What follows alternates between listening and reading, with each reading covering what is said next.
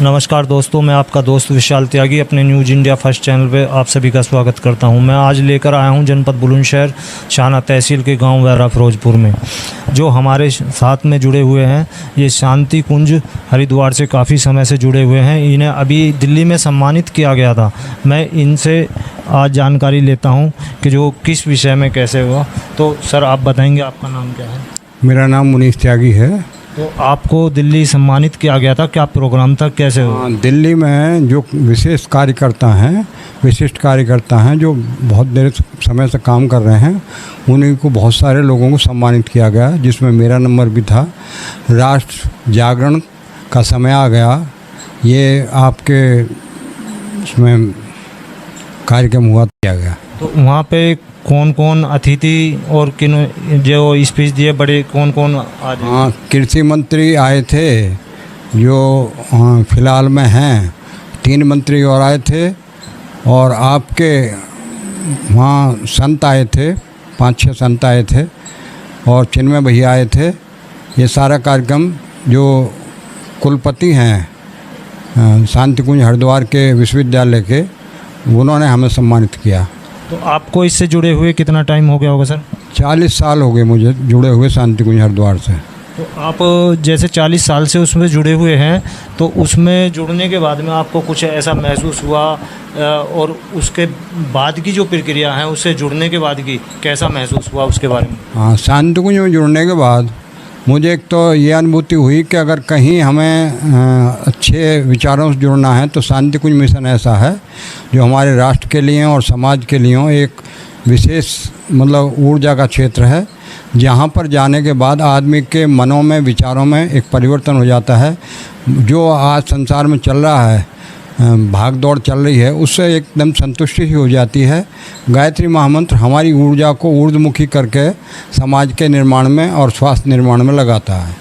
तो आप अपने इस शब्दों के माध्यम से जो अब की नई पीढ़ी है, उसके क्या संदेश देना चाहेंगे? हाँ, अगर आपके अंदर के विचार ख़त्म हो जाएं, गंदगी में व्याप्त हो जाएं, क्योंकि आज का जो बच्चा है वो गलत रास्ते पे जा रहा है, उनका एक ही समाधान है कि वो शांति कुंज हरिद्वार से जुड़ें। क्योंकि शांति कुंज हरिद्वार ऐसी ऊर्जा का क्षेत्र है जहाँ जाने के बाद आदमी के मनों में, विचारों में परिवर्तन होता है, स्वास्थ्य ठीक रहता है, मानसिक संतुलन सही हो जाता है, और सही रास्ते से जुड़ने का तरीका कैसा होना चाहिए वो शांति कुंज हरिद्वार के माध्यम से, और समाज के निर्माण के लिए कैसे कार्य करना चाहिए वो शांति कुंज हरिद्वार के माध्यम से दिया जाता है। इसलिए मैं सभी से निवेदन ही करूँगा कि आज के युग में हमें गायत्री महामंत्र करना चाहिए, क्योंकि इस समय बहुत तीव्र गति से बदलता जा रहा है। आज राष्ट्र निर्माण के लिए युवाओं की ज़रूरत है, तो मैं युवाओं से अपेक्षा करता हूं कि अगर अपने परिवार को, अपने समाज को, अपने राष्ट्र को सुधारना है तो शांति कुंज हरिद्वार के माध्यम से गायत्री महामंत्र के द्वारा और अपने स्वास्थ्य को महामृत्युंजय मंत्र के द्वारा अच्छे रास्ते पर ला सकते हैं। यही संदेश मैं शांति कुंज हरिद्वार के माध्यम से देना चाहता हूँ। जैसे आपने शांति कुंज हरिद्वार से जुड़ने के बाद गायत्री महामंत्र का जाप किया है, इतना टाइम आपको जुड़े हुए हो गया है, तो कभी उसमें आपको एक अनुभव या कोई ऐसा प्रैक्टिकल वगैरह आपके लाइफ में आया है? हाँ, मैं जब से शांति कुंज से जुड़ा हूँ तब मैंने साधना करी है, तो मेरे माइंड में सामने देखने आदमी बैठे हुए के बारे में जानकारी मिल जाती है कि आदमी किस नेचर का है। उसके ये भी बता दूंगा कि ये गलत रास्ते पर जा रहा है या सही रास्ते पर जा रहा है।